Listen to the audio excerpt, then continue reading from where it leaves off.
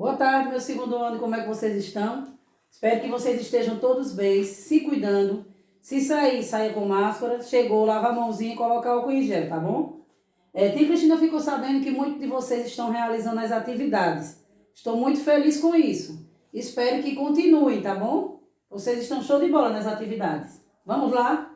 Nossa aula de hoje será sobre ciências naturais e nós vamos falar sobre as plantas. Observem aqui, ó. O homem estudando as plantas. Vamos lá? O que você percebeu de diferente nessas imagens abaixo aqui? Aqui nós temos o quê? Vários tipos de planta, não é isso? Muito bem. Ó, as plantas, como são as plantas? Onde você costuma vê-las? Quando vocês vêm para a escola, vocês ficam observando, porque Tia Cristina acha linda a natureza, que Tia Cristina sempre fica olhando. Ó, existem plantas de muitos tipos e de diferentes ambientes. Há plantas em vários lugares, nas florestas, nos jardins e nas matas, por exemplo. Nem todas elas são iguais. Há plantas que dão flores grandes e coloridas. Outras têm tão pequenas que mal conseguimos vê-las. E também há aquelas que nem flores têm. Existem plantas que têm flores e plantas que não têm.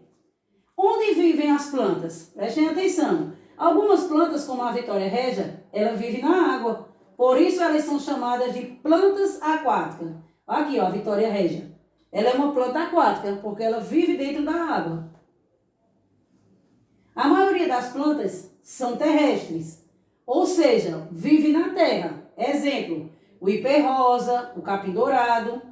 Há também as que são chamadas de plantas aéreas, porque em cima de uma árvore nasce outra planta. Elas crescem presas em outras plantas, ou seja, acima do solo. O ipê-rosa é uma planta terrestre. O capim-dourado também é uma planta terrestre. Já a orquídea, ela é uma planta aérea, porque ela nasce em cima do tronco de outra árvore. Certo? Como são as plantas? A grande maioria das plantas, ela é formada por raiz, caule, folha, flor e fruto. No entanto, algumas delas não têm flores e nem frutos, como as samambaias. Em qualquer planta, todas as partes são muito importantes e cada uma delas trabalha para que a planta cresça saudável. Você conhece todas as partes mencionadas acima? Você conhece todas as partes da planta e para que servem? Vamos prestar atenção? Aqui nós temos uma árvore, certo? E a árvore, o que sustenta ela é o quê? A raiz. Só que para a árvore crescer, primeiro vem a semente. Depois vem o caule, a flor, a folha e o fruto. Ó, vamos ver agora a parte da composição da planta completa. A raiz, ela fixa a planta ao solo, absorve a água e sais minerais e armazena as substâncias de reserva. O caule sustenta a planta, ramos, flores e frutos, transporta a água e sais minerais da raiz até as folhas. A folha é responsável pela fotossíntese, a produção da matéria orgânica e do oxigênio, da respiração e da transpiração. A flor permite a reprodução da planta. O fruto, as sementes dão origem a outra planta. Projeto, a semente durante o seu desenvolvimento. E as sementezinhas, elas têm a função de gerar novas plantas. Ela contém reservas de alimentos para que novas plantas germinem e cresçam.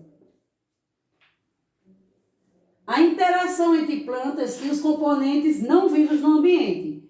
Ao contrário dos animais, as plantas conseguem produzir o seu próprio alimento. Veja que interessante. Os animais precisam de alimento para viverem. Já a planta não. Elas produzem o seu próprio alimento. Para isso, elas precisam de água, ar e luz do sol, igual a nós, seres humanos. A água ela é retirada do solo pelas raízes. Além de participar da produção de alimentos, a água é usada para levar as substâncias de uma parte da planta para outra, como se fosse o sangue da planta que fosse subindo. Entre essa substância estão os sais minerais, também retirados do solo. É necessário para a sobrevivência da planta. O solo é onde a maioria das plantas está fixada. Há também as plantas que vivem na água de rios e de mares. O ar ele é composto por vários gases, entre eles está o gás oxigênio e o gás carbônico. Por meio das folhas, a planta é retirada do gás carbônico do ar para fabricar o seu próprio alimento, um tipo de açúcar chamado glicose.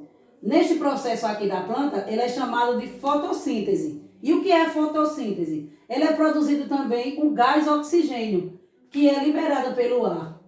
Na respiração da planta, ocorre ao contrário do que ocorre na fotossíntese. Ela retira o gás oxigênio do ar e elimina o gás carbônico que é liberado pelo ar.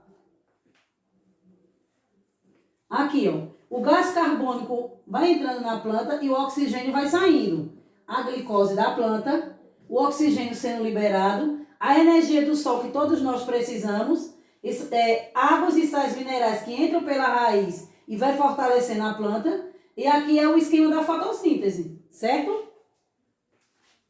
A importância das plantas. Por que as plantas são importantes? São muito importantes para o ambiente e para os seres vivos, porque elas ajudam a proteger o solo e manter a qualidade do ar. Algumas plantas servem para os animais se alimentarem, até mesmo nós seres humanos, e outras servem de abrigo para os animais.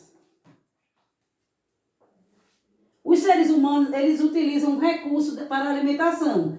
Aqui, ó, aqui uns pés de algodões. Eles servem para quê? A matéria-prima? Para fazer tecido, para fazer roupas. Aqui é o ser humano se alimentando. E aqui para que servem as árvores também? Para construir edifícios e casas. No vestuário nós usamos o algodão, o sisal e o linho. Na alimentação são utilizados o agrião, o alface e a cenoura. E muitas outras plantas na construção de casas e na fabricação de móveis, de papel. Usamos a madeira, as árvores, como eucalipto, pinheiro e peroba. Muitas plantas também são utilizadas para fazer remédios, como o boldo. Quem aí já tomou chá de boldo? Muito bem, capim-cidreira, o alho, que é contra vermes, o hortelã, que é calmante, para facilitar a digestão também. Então, a atividade que vai para casa no livro é da página 246 a 250. Após assistirem essa aula, tá bom? Qualquer dúvida, fala no grupo. Um beijão, tchau, até mais.